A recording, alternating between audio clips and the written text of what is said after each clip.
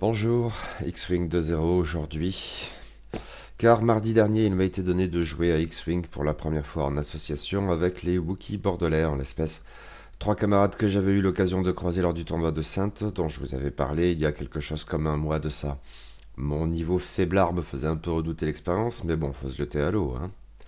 Chose à noter, cette soirée a été entièrement consacrée aux nouvelles factions de la vague 2. On comptait en tout 4 listes du premier ordre, dont la mienne, et une de la résistance qui a évolué entre les parties au cours de la soirée. Il faut dire que, outre la nouveauté relative de ces factions, qui appellent encore à être testées, l'orientation plus ou moins formelle de ces duels était tournée vers le format hyperespace, et ici les factions originelles sont plus ou moins à la traîne étrangement ou pas. Enfin, un ajustement des points est prévu pour bientôt qui devrait a priori épargner les nouvelles factions, mais ça n'incitait pas à risquer des choses pour les anciennes qui seraient éventuellement nulles et non avenues dans une dizaine de jours. Bon, je vais commencer par présenter ma liste, premier ordre donc, et 3 vaisseaux. Pas exactement une liste mûrement réfléchie, au passage plutôt un assemblage un peu à l'arrache de choses que j'avais pu jouer séparément avec une certaine réussite lors de ma première journée de test pour le premier ordre dont je vous avais causé il y a peu. Dans l'ordre décroissant des points d'escadron, commençons donc par un TIE VN Silencer, piloté par nul autre que Kylo Ren, 82 points d'escadron, initiative 5, que j'ai construit exactement comme dans ma liste Hello Dark Side My Old Friend.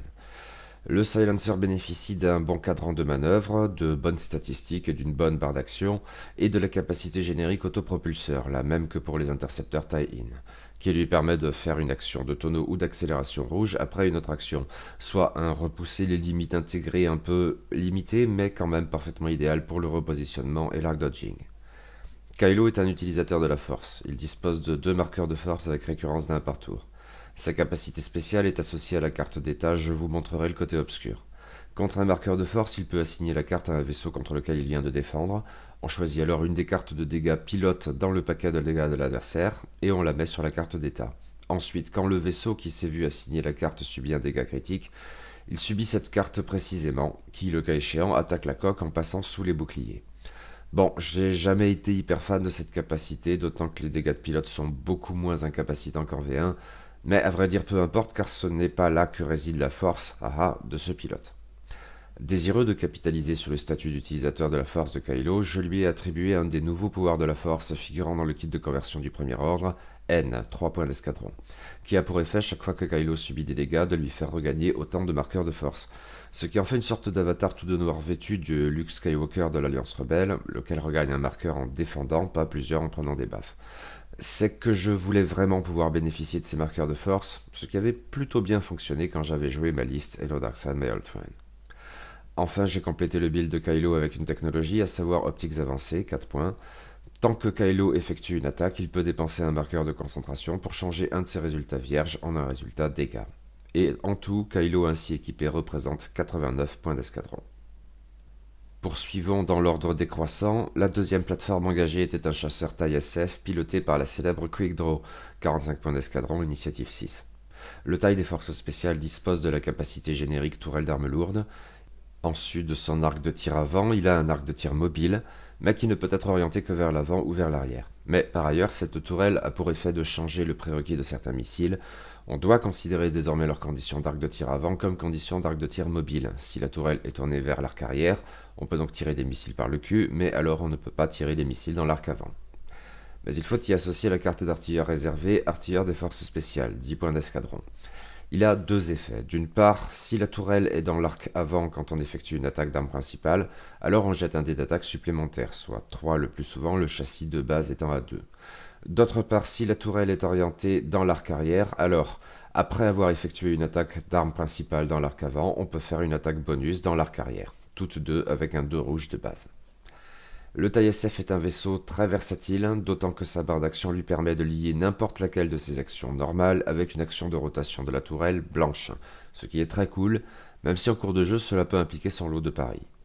Mais Quick Draw, donc. Après avoir perdu un bouclier, elle peut dépenser une charge, elle en a une récurrente, pour effectuer une attaque principale bonus. Notez qu'on ne peut plus en V2 faire plusieurs attaques bonus par tour. Ce vocabulaire est à prendre en compte, éventuellement, au regard de la capacité offerte par l'artilleur des forces spéciales, par exemple. Quoi qu'il en soit, pour faire durer la chose, il paraît donc utile d'attribuer à Quick Draw des boucliers améliorés, 6 points d'escadron en raison de sa défense de 2, qui lui rajoute un bouclier. Elle en a ainsi 4 au lieu de 3. J'y ai ajouté assez classiquement le senseur système de commande de tir, 3 points d'escadron. En cas d'attaque contre un défenseur qu'elle a verrouillé, notre championne peut relancer un dé d'attaque, mais dans ce cas, elle ne peut pas dépenser son acquisition de cible lors de cette attaque. Et je lui ai enfin attribué des missiles, plus précisément des missiles à concussion, 6 points d'escadron.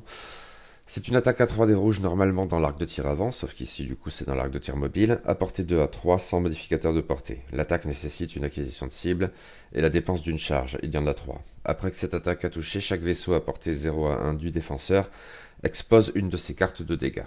Ok. Quick Draw avec ses améliorations représente en tout 70 points d'escadron. Me restait de la place pour un troisième vaisseau, un chasseur taille FO, et mon choix s'est porté sur Scorch, 35 points d'escadron, initiative 4. Tant qu'il effectue une attaque principale, s'il n'est pas stressé, il peut gagner un marqueur de stress pour lancer un dé d'attaque supplémentaire, ce qui est cool, d'autant que le cadran de manœuvre du taille FO est plus qu'honnête avec son lot de manœuvres bleues pour évacuer le stress. Je l'avais joué à poil dans ma liste Hello Dark Side My Old Friend, mais là je disposais d'un peu de marge pour lui attribuer des améliorations. Tout d'abord, Scorch comme Kylo bénéficiait d'optiques avancées, 4 points d'escadron. Enfin, je lui ai attribué le talent adjectif du premier ordre, à savoir fanatique, 2 points d'escadron. Quand il effectue une attaque d'arme principale, s'il n'est pas protégé, idest, s'il n'a pas de bouclier et il n'en a qu'un seul à la base, il peut changer un résultat concentration en un résultat dégâts, c'est sympa et pas cher. Ainsi équipé, Scorch représente 41 points d'escadron. La liste fait en tout 200 points d'escadron tout rond et vous trouverez sur le blog le résumé avec le lien vers le générateur d'escadron officiel. J'ai livré 3 parties avec cette liste contre 3 adversaires différents. Le premier était Yves-Marie qui jouait lui aussi premier ordre, une liste à 3 vaisseaux à savoir un TIE VN Silencer qui n'était autre que Kylo Ren, coucou, un second qui était Blackout, avec tir habile comme de juste, et enfin un chasseur taille FO qui était Muse, dont la capacité spéciale était rendue plus amusante, et avec notamment le talent chef d'escouade. Je n'avais certainement pas du tout pensé à un truc pareil en parcourant le kit de conversion du premier ordre. Lors du placement des obstacles, nous nous sommes retrouvés avec un gros amas d'astéroïdes et de débris au milieu du tapis de jeu, le genre de choses dont Blackout pourrait profiter, ce qui m'inquiétait plus qu'un peu. J'ai choisi de me déporter sur ma droite pour minimiser l'impact de cette configuration du terrain sans forcément trop y croire. Cependant, j'ai eu de la chance. Blackout un peu trop avancé est finalement tombé assez vite, se voyant asséner de lourds dégâts par mon Kylo, appuyé sa ferreur par Scorch. Cette menace en moins m'a soulagé un peu, mais il y avait encore du boulot. Et là, 2 dégâts critiques successifs ont méchamment affecté mon Kylo qui s'est retrouvé avec toute une collection de marqueurs de stress. Il n'était pas totalement hors jeu, mais ses capacités de manœuvre et d'action en étaient considérablement affectées, et j'ai préféré lui faire effectuer des manœuvres d'évasion pour calmer le jeu le concernant. Courage fuyons, oui. Le temps qu'il se remette un peu. Cela dit, Quick Draw et surtout Scorch se sont montrés assez consistants, infligeant régulièrement des dégâts. Ils ont sorti Muse et entamé le Kylo adverse. Scorch a cependant fini par dégager lui aussi. Le final était assez improbable. Au tout dernier tour, alors que l'horloge allait sonner sous peu, mon Kylo un peu remis contre le Kylo de mon adversaire, en face à face et quasiment à bout portant. Parlez-moi de la guerre des clones. J'avais l'initiative, j'ai tiré le premier et sorti le Kylo adverse. Mais celui-ci a eu l'occasion de riposter avant de quitter le tapis de jeu et il a fumé mon Kylo. Boum. Mais il me restait Quick Draw, à peine endommagé, il lui restait au moins un bouclier. Victoire donc, inespérée, mais dans tous les cas j'ai trouvé cette partie très amusante, avec quelque chose de nerveux et quelque part d'épique qui était parfaitement à propos. Du fun. Mon deuxième adversaire, Anton, jouait Résistance, une liste composée de 2 forteresses stellaires MG100 pilotées par Finch Dallow et Kat. L'artilleur de tourelle vétéran bien employé multipliait leurs opportunités de tir, tandis que Finn et Ross Tycho faisaient leur truc, et elle disposait en outre de bombes à protons et de mines de proximité. Les 2 vaisseaux volant plus ou moins en formation, il y avait une zone en face où je risquais de me prendre 4 attaques dans la goule, et j'y ai placé Scorch, ce qui était probablement plus couillon qu'audacieux. Ceci dit, j'étais prêt à sacrifier le petit AFO pour infliger d'emblée de gros dégâts, tandis que Kylo Ren et Quick Draw se faufilaient derrière les bombardiers de la résistance, où ils avaient bien moins de puissance de feu à craindre. S'il fallait par contre prendre en compte les bombes à protons et les mines de proximité, et je m'en suis payé quelques-unes. Heureusement pas au point du désastre.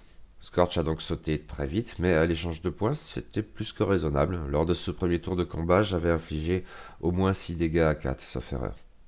Et par la suite, je ne me suis plus jamais senti aussi menacé, même si cette partie s'est montrée extrêmement brutale. À chaque tour, de part et d'autre, on infligeait beaucoup de dégâts. Les forteresses stellaires, comme leur nom l'indique, pouvaient encaisser plus longtemps, mais les dégâts que j'avais infligés dès le départ ont finalement payé, je crois, et quand il n'y a plus qu'un seul de ces gros socles opposés à Kylo et Quickdraw autrement plus agiles, je gagnais l'avantage aux dégâts infligés. Lors du dernier tour, j'ai tenté un autre truc un peu audacieux en faisant une boucle de Segnor avec Quickdraw pour sortir Finch-Dallow. Là, j'avais oublié un détail, qui était que ma tourelle était dans l'arc arrière, et avec le stress de la manœuvre, je ne pouvais pas la tourner. J'y perdais un dé rouge, mais par chance, ça a quand même été suffisant. Victoire après une partie assez courte, 3/4 d'heure grand max, et donc très brutale. Je ne me souviens plus si j'ai conservé Kylo jusqu'à la fin. Et encore une partie amusante face à une plateforme que je trouve très intéressante, comme je m'en étais fait la co en chroniquant le kit de conversion de la résistance. Restait une troisième et dernière partie. Mon adversaire Philippe jouait premier ordre lui aussi, une liste alignant 3 chasseurs taille SF qui étaient Quick Draw, coucou, Backdraft et un expert de l'escadron Omega. Ils étaient autrement, sauf erreur, tous conçus de la même manière, artilleurs des forces spéciales, coque améliorée et surtout la conjonction de fanatiques, optiques avancées et systèmes de commande de tir qui leur assuraient une efficience aux dégâts assez incroyable. A priori, je ne songeais pas à donner le talent fanatique aux tailles SF qui ont 3 boucliers, d'autant que j'étais porté à en rajouter encore un quatrième sur Quick Draw, mais cette partie a amplement démontré que j'avais tort. D'autant que, hélas, j'ai très mal joué. J'étais globalement à l'ouest, ne pigeant pas tel ou tel truc évident, et j'espère ne pas avoir été trop pénible à cet égard. Mon adversaire a fait preuve d'une grande patience. Quoi qu'il en soit, j'ai multiplié les erreurs de placement et d'action. Et comme dans la partie précédente, j'ai perdu Scorch bien trop vite en l'exposant beaucoup trop et sans vraie raison. Après ça, je me suis fait rouler dessus, même si je ne saurais plus dire si j'ai d'abord perdu Kylo Ren ou Quick Draw. À vrai dire, si je me souviens que la liste d'en face fonctionnait très bien et que j'ai fait plein de conneries, le déroulé exact de la partie est davantage nébuleux. Je ne sais même plus si j'ai sorti un ou des versos adverses. Je crois que Backdraft au moins y est passé, mais sans vraie certitude. J'aurais dû prendre des notes en rentrant, mes excuses. Et défaite donc, méritée. J'ai eu des jets de dés pourris, compensant ceux de ma première partie qui étaient parfois bons de manière indécente, mais ça ne signifie jamais grand-chose, et si j'ai perdu, c'est parce que j'ai très mal joué face à une liste très efficiente et pilotée parfaitement. Quelle leçon tirer de ces 3 parties, concernant ma liste plus particulièrement? Commençons par Kylo Ren, ça se confirme, il est très bon et ses marqueurs de force sont vraiment très très utiles. Cela dit, N, qui s'était montré très efficace lors de ma précédente partie, n'a que rarement produit son effet tout au long de cette soirée. Je crois quand même qu'il s'agit d'une amélioration bienvenue et qui peut faire la différence. Son coût est relativement dérisoire, alors autant en profiter.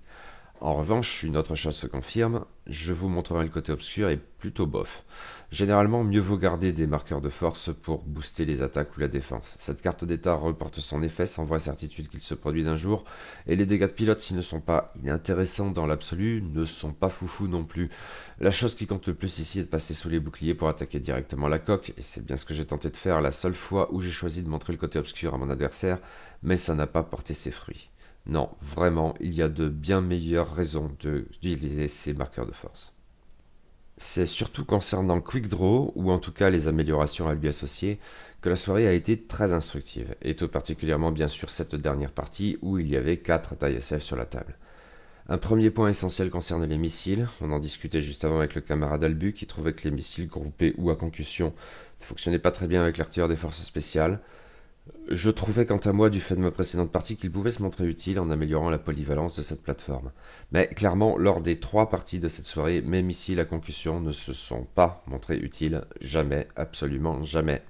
Or, pour ces 6 points d'escadron, eh bien j'aurais pu faire comme le camarade Philippe en ajoutant fanatique et optique avancée à mon système de commande de tir. J'étais un peu sceptique initialement, d'autant que lors de ma précédente partie, en relevant qu'il n'y avait pas redondance à proprement parler, je m'étais demandé si associer optiques avancées et système de commande de tir était pertinent. Et je me suis déjà expliqué plus haut en ce qui concerne Fnatic sur le taille SF. Mais si cette soirée a témoigné quelque chose, c'est que oui, putain, c'est putain de pertinent.